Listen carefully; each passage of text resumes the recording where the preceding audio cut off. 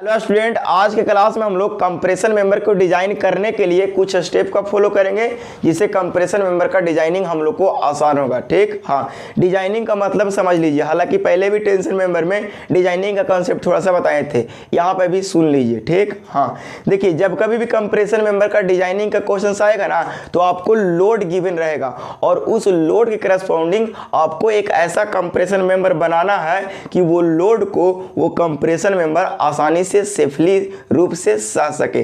ठीक, हाँ, तो उस लोड के करस्पॉन्डिंग कौन सा सेक्शन को सेलेक्ट करना है कि उस सेक्शन के अनुसार अगर कंप्रेशन मेंबर बनाया जाए तो वो आपको उतना लोड को सेफली बियर कर ले। ठीक, हाँ, तो क्या करना है, सबसे पहले यहाँ पे स्टेप को फॉलो करेंगे तो हमारा डिजाइनिंग आसान होगा। फिर से सुन लीजिए कि जब कभी भी कंप्रेशन मेंबर का डिजाइनिंग का क्वेश्चन आएगा, आपको लोड गिवन रहेगा और उस लोड को सहाने के लिए आपको एक कंप्रेशन मेंबर बनाना है और कंप्रेशन मेंबर स्टील सेक्शन को यूज करके बनाओगे तो उसमें कनेक्शन करना होगा।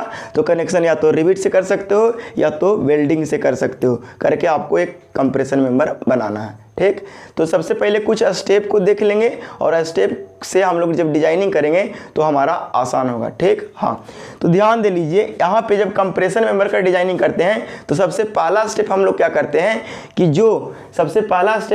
हैं कि आपको लोड गिवन रहता है और उस लोड के करस्पॉन्डिंग हम लोग क्या करते हैं, एक स्ट्रेस एज्यूम करते हैं पहला स्टेप में। ठीक, हाँ, सपोज करिए कि आपको लोड गिवन है 150 किलो न्यूटन लोड गिवन है, तो इस 150 किलो न्यूटन के करस्पॉन्डिंग आपको स्ट्रेस एज्यूम करना होता है। ठीक, हाँ, तो देखिए, पहला स्टेप आपको यही गिवन है। पहला स्टेप जो आपको गिवन है, पहला स्टेप आप लोग याद रखिएगा, assume some value of stress.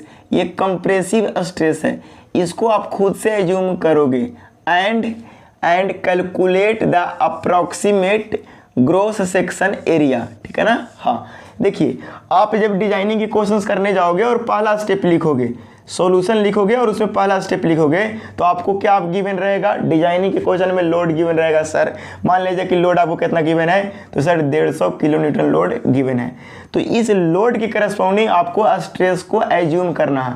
क्या एज्यूम करना है, तो सर एज्यूम स्ट्रेस एज्यूम करना है। क्या एज्यूम करना है, स्ट्रेस एज्यूम करना, that is sigma AC assume करना।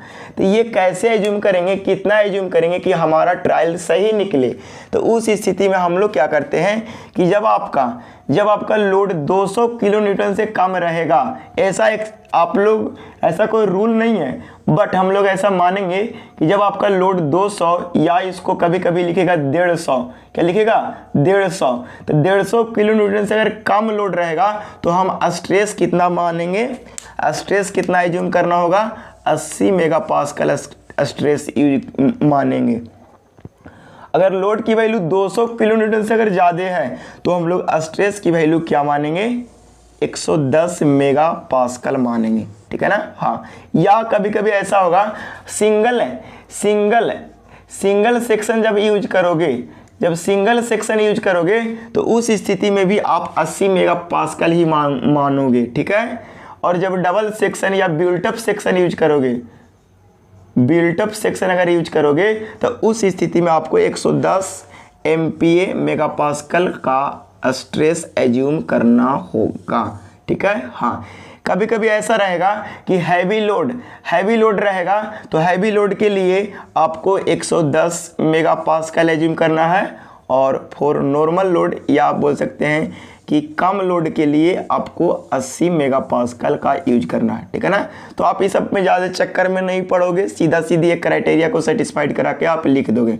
ठीक है, 150 न्यूटन या 200 न्यूटन तक। ठीक है ना, 150 से 200 किलो न्यूटन तक। ठीक है ना, अगर इससे कम अगर रहेगा तो आपको ज़बरदस्ती 80 मेगापास्कल का स्ट्रेस मान लेना है और उसके बाद क्या मान लेना है, अगर 200 से ज़्यादा रहेगा तो 110 मेगापास्कल का स्ट्रेस मान लेना है। ठीक है ना, हाँ, थोड़ा सा इसको हम इरेज करते हैं और थोड़ा सा हम समझाने की कोशिश करते हैं। आपको ऐसा कह रहा है कि आपको लोड गिवन है, बोल रहा है कि लोड जो गिवन है 130 किलो न्यूटन, तो बताओ स्ट्रेस आप कितना मानोगे, सिग्मा AC कितना मानोगे, तो सर हम सिग्मा AC मान लेंगे 80 मेगापास्कल।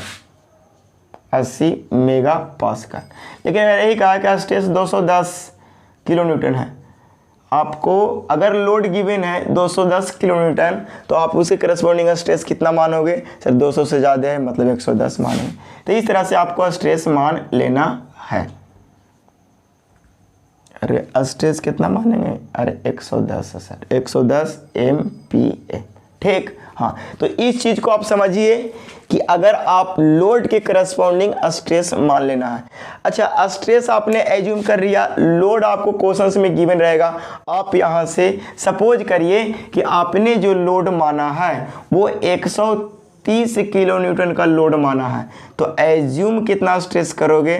तो सर यहाँ टेबल से हम एज्यूम कर लेंगे 80 मेगा पास्कल। तो बताओ, लोड पता है, स्ट्रेस पता है, ए नेट रिक्वायर्ड या ए रिक्वायर्ड, एरिया रिक्वायर्ड कितना बचेगा? तो लोड बट्टा स्ट्रेस होता है सर, लोड बट्टा स्ट्रेस। लोड 130 गुने 10 के पावर 3 न्यूटन और स्ट्रेस हमको पता चल गया 80 MPa। ठीक है ना, इसको MPa ना लेकर के आप प्यार से न्यूटन पर mm² भी लिख सकते हो। ठीक है, तो यहाँ से आपको एरिया पता चल जाएगा। ठीक है ना, तो यहाँ से ए रिक्वायर्ड पता चल जाएगा और ए रिक्वायर्ड के हेल्प से, ए रिक्वायर्ड मान लीजिए सपोज करें समथिंग x आया, तो इसके हेल्प से आप क्या सेलेक्ट करोगे? सेक्शन सेलेक्ट करोगे। और ये सेक्शन कहाँ से सेलेक्ट करोगे? तो कहाँ से? तो सर फ्रॉम स्टील टेबल से। ठीक है ना, हाँ, बस स्टील टेबल से सेलेक्ट कर लोगे सेक्शन, कितना कितना डायमेंशन का लेना है और सब कुछ चेक कर दीजिए, कहानी ख़त्म। तो देखिए, तो वही है कि यहाँ से assume some value of stress and calculate the approximate gross sectional area. आप एरिया कैलकुलेट कर लोगे? तो बोले यस सर, आराम से कैलकुलेट कर लेंगे। उसके बाद जो आपको है कह रहा है कि ए रिक्वायर्ड यानी एरिया निकालने के लिए आप फॉर्मूला लिख सकते हो, एक्सियल कंप्रेसिव लोड जो आपके क्वेश्चंस में गिवन रहेगा। ठीक है ना, ये एज्यूम परमिसिबल स्ट्रेस जो आप लोड के अनुसार एज्यूम करोगे, दोनों से आप एरिया निकाल लोगे। ठीक है, यहाँ के बाद आप क्या करोगे? स्टील सेक्शन सेलेक्ट करोगे। कहाँ से? तो ये स्टील सेक्शन जो सेलेक्ट करोगे ना, वो कहाँ से करोगे? फ्रॉम स्टील टेबल से। फ्रॉम कहाँ से? स्टील टेबल से। इस चीज़ को आप समझने की पूरा कोशिश करो। ठीक, हाँ। उसके बाद हम लोग जो सेक्शन सेलेक्ट किए उस सेक्शन को ट्रायल सेक्शन, जो सेक्शन सेलेक्ट करेंगे तो उतना एरिया में अलग अलग 3-4 सेक्शन को सेलेक्ट करेंगे और उसमें से देखेंगे कौन सा एरिया हमारे सारे टर्म एंड कंडीशन को सेटिस्फाइड कर रहा है। ठीक, हाँ। तो 3-4 सेक्शन चुनेंगे और चुनने के बाद हम लोग क्या करेंगे? चेक करते हैं कि कौन सी सेक्शन हमारे सारे टर्म एंड कंडीशन को सेटिस्फाइड कर रहा है। तो हम लोग पहले ही एक ही बार में ऐसा सेलेक्ट कर लेंगे ना कि दोबारा सेलेक्ट करने की ज़रूरत नहीं पड़ेगा। ठीक, हाँ। मान लीजिए कि एक बार सेलेक्ट किए और हमारा नहीं सेटिस्फाइड किया, तो फिर से सेलेक्ट करके आपको फिर से ट्रायल लेना होगा कि नहीं, तो बार बार चेक करना होगा, तो आपको एग्जाम में उतना समय नहीं मिलता। तो हम लोग ऐसा दिमाग लगावेंगे ना कि एक ही बार उस सेक्शन सेलेक्ट करो और सारे टर्म एंड कंडीशन को सेटिस्फाइड करें। ठीक है, हाँ। तो ऐसा कुछ काम करेंगे, जब आएगा न्यूमेरिकल्स उस समय बता दिया जाएगा।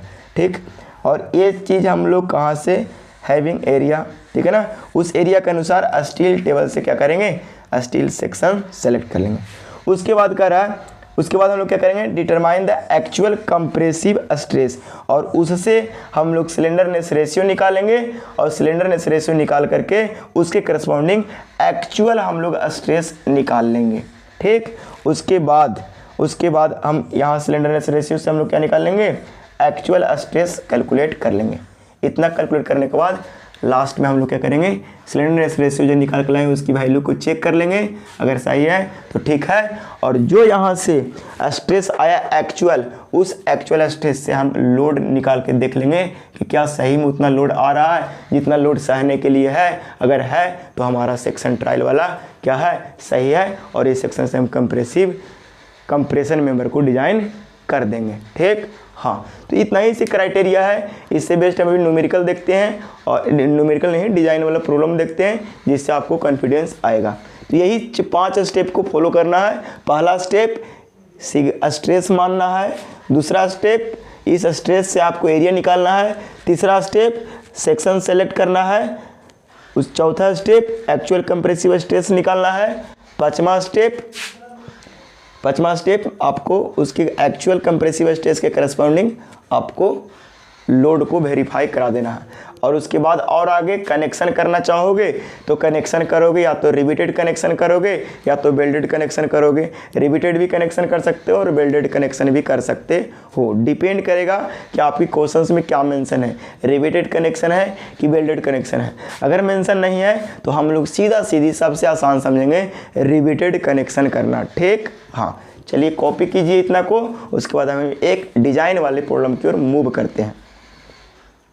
बोर्ड पर एक प्रॉब्लम आपको दिख रहा होगा और इस प्रॉब्लम बनाने से आपको डिजाइनिंग का आधा स्टेप कंप्लीट हो जाएंगे, ठीक है। और इसके जस्ट बाद वाले प्रॉब्लम में हम लोग पूरा कंप्लीट डिजाइनिंग करेंगे, ठीक। हाँ तो आइए क्वेश्चंस को बड़े ध्यान से पढ़ते हैं और पढ़ने के बाद समझने की कोशिश करते हैं। कह रहा है कि ये सिंगल एंगल डिसकंटिन्यूअस स्ट्रट, ठीक है ना, सिंगल एंगल डिसकंटिन्यूअस स्ट्रट है। कह रहा है कि is to carry a load of 100 kilo newton. इसका मतलब आपको लोड गिवन है। क्या गिवन है वो? लोड गिवन है। तो जरा जो चीज गिवन है उसको लिखते जाइए। आपको क्या गिवन है? तो सर लोड गिवन है। लोड दैट इज, इसको मान लीजिए P गिवन है कितना? 100 किलो न्यूटन आपको गिवन है। उसके बाद कह रहा है the length of a strut is इतना, यानी आपको अनसपोर्टेड लेंथ भी गिवन है। Unsupported length that is L बराबर आपको दिया हुआ 3 मीटर, दैट इज 3 × 10 के पावर 3 mm, ठीक है ना। हाँ चलिए लोड गिवन है, इसका मतलब आप ये समझोगे कि 100 × 10 के पावर 3 न्यूटन का लोड गिवन है। इतना कहानी अपन पढ़ के कर लिया कंप्लीट, और जो डाटा गिवन था उसको हम लोग लिख लिए, ठीक है। आगे कह रहा है कि मिनिमम 2 रिविट्स आर यूज, और कह रहा है कम से कम 2 रिविट तो यूज किया ही गया है, ठीक। हाँ फॉर एंड कनेक्शन चेक, ठीक है ना, द सुटेबल सेक्शन। और आपको एक सुटेबल सेक्शन सेलेक्ट करना है और उस सेलेक्ट करके और उसको डिजाइन अभी नहीं करना है, सिर्फ सेक्शन सेलेक्ट करना है कि इतना लोड को कौन सेक्शन लेंगे तो वो आसानी से बियर कर सकता है, ठीक। हाँ तो जरा बताइए, कहा ये रहा है कि ये सिंगल एंगल डिसकंटिन्यूअस स्ट्रट है। सिंगल एंगल डिसकंटिन्यूअस स्ट्रट है और मिनिमम 2 रिविट का यूज किया गया है। इसका मतलब इफेक्टिव लेंथ कितना होगा? तो सर इफेक्टिव लेंथ लिखो, effective length that is L effective बराबर हो जाएगा 0.85 इंटू अनसपोर्टेड लेंथ। और अनसपोर्टेड लेंथ कितना है? तो 0.85 इंटू ये अनसपोर्टेड लेंथ कितना भाव? 3 × 10 के पावर 3 mm। चलो इतना इफेक्टिव लेंथ पता चल गया, ठीक। हाँ चलो बताओ कि यहाँ पे आप एक काम करते थे कि लोड के करस्पॉन्डिंग हम स्ट्रेस एज्यूम करते हैं पहला स्टेप में। तो स्टेप फर्स्ट में क्या करते हैं? एज्यूम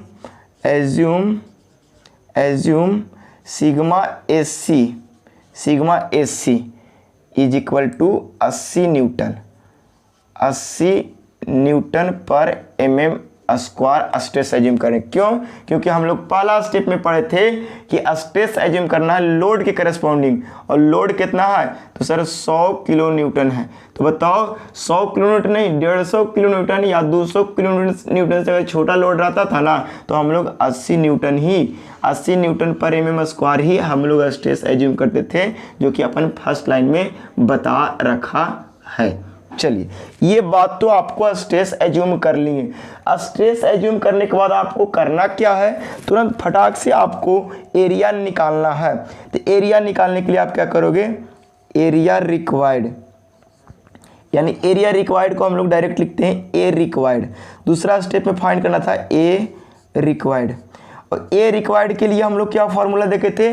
तो सर हम लोग देखे थे लोड, यानी जो लोड गिवन रहता है वो लोड लिखते हैं, यानी लोड को 100 × 10 के पावर 3 कर दो, और बट्टा ये जो स्ट्रेस एज्यूम किए हैं वो स्ट्रेस से डिवाइड देते हैं, ठीक है ना। फॉर्मूला एक बार लिख दीजिए सर, पहली बार बना रहे हैं इसीलिए। तो यहाँ पे लिखना होगा कि क्वेश्चंस में जो गिवन लोड आता है, सीधा सीधा आप लोग लिखिए गिवन लोड जो क्वेश्चंस में लोड रहेगा, ठीक है ना, जिसको परमिसिबल लोड भी बोल सकता है, बट्टा एज्यूम्ड स्ट्रेस।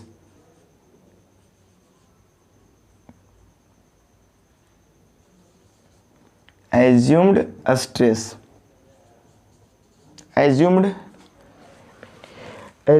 स्ट्रेस, ठीक है ना। तो बताओ गिवन लोड कितना है, तो 100 × 10 की पावर 3 न्यूटन, और एज्यूम्ड स्ट्रेस कितना है 80 न्यूटन पर mm²,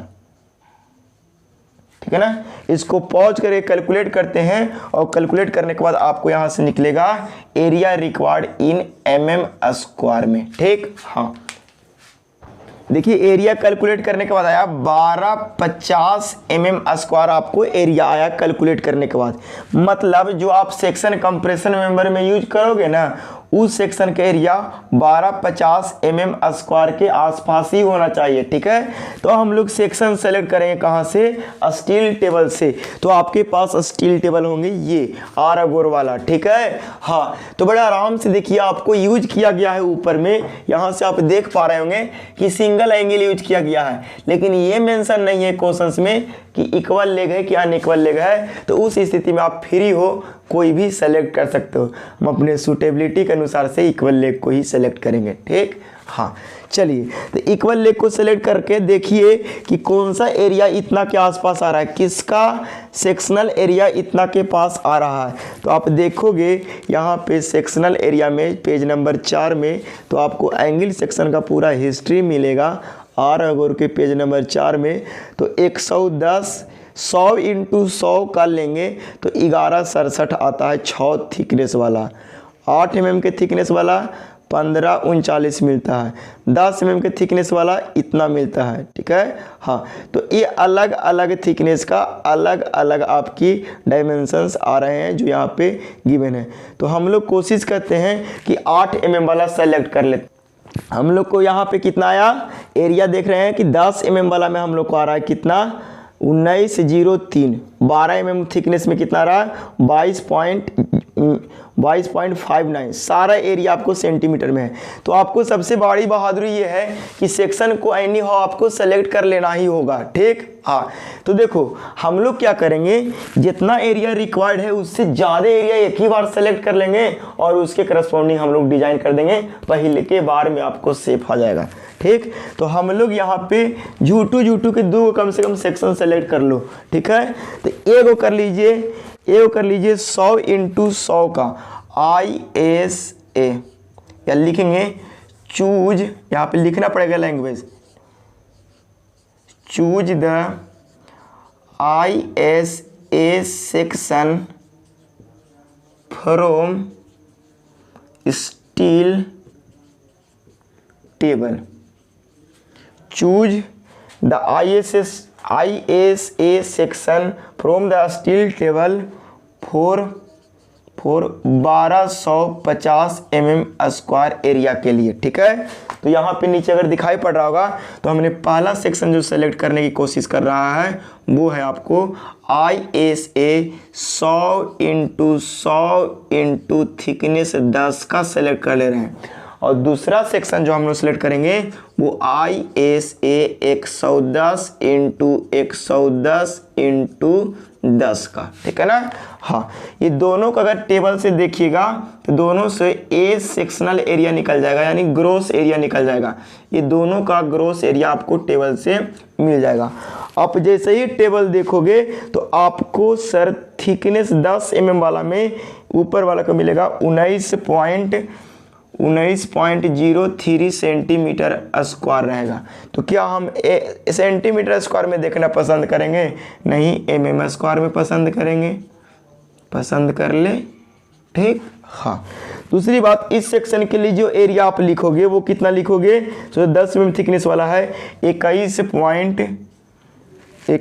पॉइंट कितना वो 10 में 21.06, ठीक है ना, इतना सेंटीमीटर स्क्वायर है। क्या सेंटीमीटर में देखना पसंद करोगे? नहीं सर, इसको mm में लिख दो, तो 2106 mm स्क्वायर। दिखाई नहीं पड़ रहा है क्या? हाँ लिख लो। आप टेबल देख करके खुद से कॉन्फिडेंस लाओ। यहाँ नहीं दिखाई पड़ रहा है आपको, कुछ नहीं यहाँ से करना, आप लोग खुद से टेबल देखना। टेबल ले करके अगर नहीं पढ़ते स्टिल तो बेकार है। ठीक है, आपने जो सेक्शन सेलेक्ट कर लिया, 2 को चूज किया, एक का एरिया 1903 mm स्क्वायर और एक का एरिया 2106 mm स्क्वायर लिया। ठीक है ना, आपको इतना जरूरत था, हमने ज़्यादा ले लिया। ठीक, हाँ एरिया पता चल गया कि आप सेक्शन ये यूज करने वाला है कि आप ये दोनों में से कोई एक सेक्शन को आप सेलेक्ट करो और उसके करस्पॉन्डिंग सारे कुछ चेक करो। ठीक, हमने चूज कर लिया वो वाला, वो ये वाला सेक्शन को चूज किया। कितने कौन वाला को? ये वाला को, ISA का। ठीक, हाँ चूँकि ये बहुत ज़्यादा एरिया हो जाएगा ना, इसीलिए सबसे पहले हम लोग जो सेलेक्ट किया वो किया ISA। ठीक है ना, ISA 100 इंटू 10 mm का थिकनेस वाला सेक्शन सेलेक्ट किया और इसका एरिया टेबल से मिला 1903 mm स्क्वायर। दिखाई नहीं पड़ रहा है सर, मुझे लग रहा था कि नहीं दिखाई पड़ेगा। ISA 100 इंटू 10 mm के लिए जो एरिया हो गया एक ग्रॉस, वो आप टेबल से देख करके बताओगे कितना आया, 1903 mm स्क्वायर। ठीक, हाँ अब क्या करना है, ये जो टेबल आपको पता चला, इस टेबल का पूरा कुंडली निकालिए। तो सर इस टेबल का पूरा कुंडली ग्रॉस एरिया पता चल गया। अब आपको आर मिनिमम निकालना है। तो बताओ आर मिनिमम काहे निकाले सर? काहे कि सिलेंडरनेस रेशियो निकालेंगे तभी आपको एक्चुअल स्ट्रेस पता चलेगा। चलो आर मिनिमम इस टेबल का 100 गुने 10 वाला थिकनेस के चले जाओ आर मिनिमम। तो आर मिनिमम जाएगा तो आपको कितना मिलेगा, पॉज करके लिख देते हैं। आर मिनिमम जो आ जाएगा तो देखिए आर भी आ जाएगा, आर भी आ जाएगा और आर भी में है 1.94 सेंटीमीटर। इसको mm में चेंज कर दीजिए तो 19.4 सेंटीमीटर आ जाएगा। आर मिनिमम पता है, एल इफेक्टिव भी पता है। कितना है एल इफेक्टिव? तो सर 0.85 इंटू 3 इंटू 10 के पावर 3 आपको एल इफेक्टिव पता है। लेमडा निकल जाएगा। बताओ लेमडा कैसे निकलेगा? तो सर एल इफेक्टिव बट्टा आर मिनिमम। चलो एल इफेक्टिव पता है 0.85 इंटू 3 इंटू 10 की पावर 3 और आर मिनिमम हमारा निकल गया 19.4 mm। ठीक है ना, mm।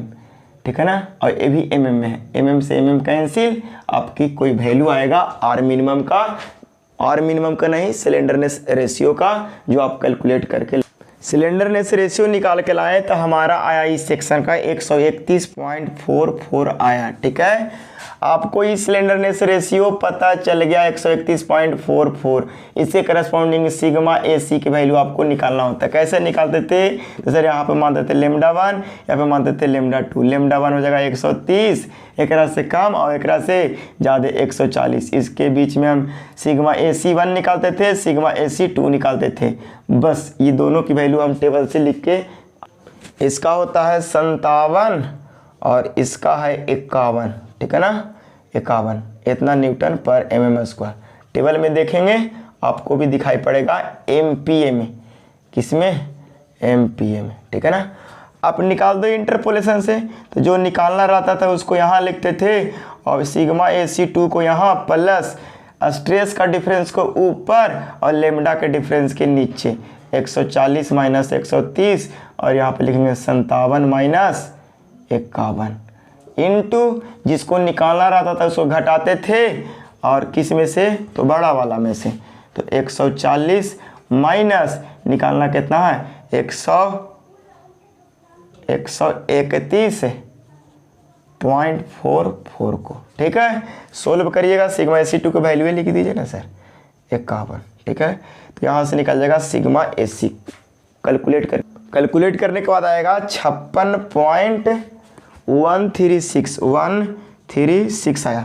स्ट्रेस की वैल्यू इतना न्यूटन पर mm स्क्वायर आया। ठीक है ना, अब बताइए इस कंडीशन के लिए सिंगल एंगल डिसकंटिन्यूअस स्ट्रट के लिए मतलब स्ट्रट के लिए सिंगल एंगल डिसकंटिन्यूअस स्ट्रट के लिए और 2 रिविट के लिए हमारा स्ट्रेस में कोई चेंजिंग नहीं होता था। आप टेबल देखेंगे, कॉपी उलट के देखेंगे, ठीक है। तो स्ट्रेस तो एज ए टीज रह जाएगा, ठीक है ना। हाँ, अब आप लोड को चेक करेंगे, ठीक है ना। तो सेफ लोड कितना निकल आ जाएगा।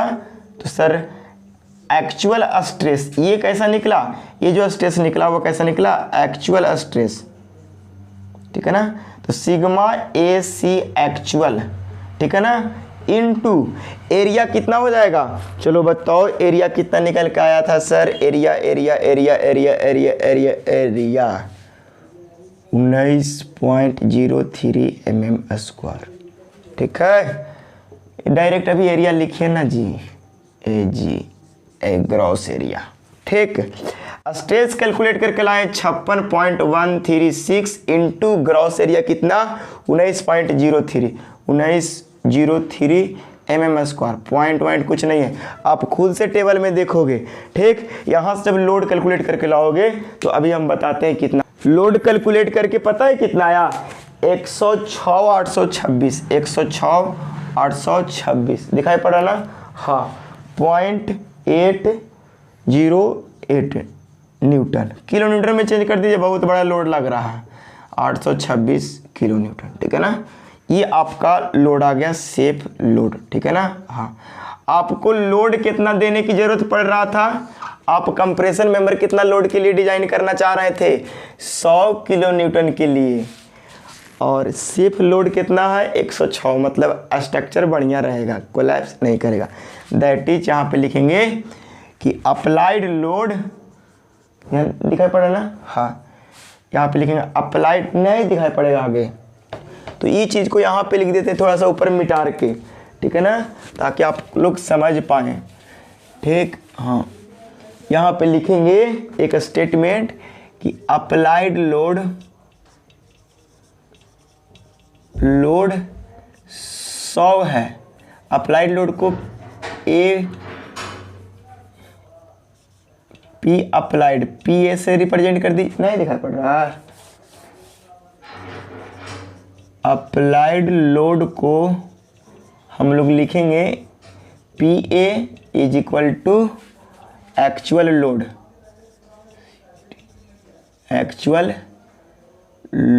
लोड को हम लिखेंगे पी डैश से, ठीक है ना। तो हम बोलेंगे कि एक्चुअल लोड जो है, अप्लाइड लोड है वो 100 है, और एक्चुअल में जो लोड बियरिंग कैपेसिटी जो होगा वो कितना आया है 106.826, ठीक है ना। एक्चुअल में लोड बियर कितना कर सकता है 106, और अप्लाइड कितना करना है 100 किलो न्यूटन।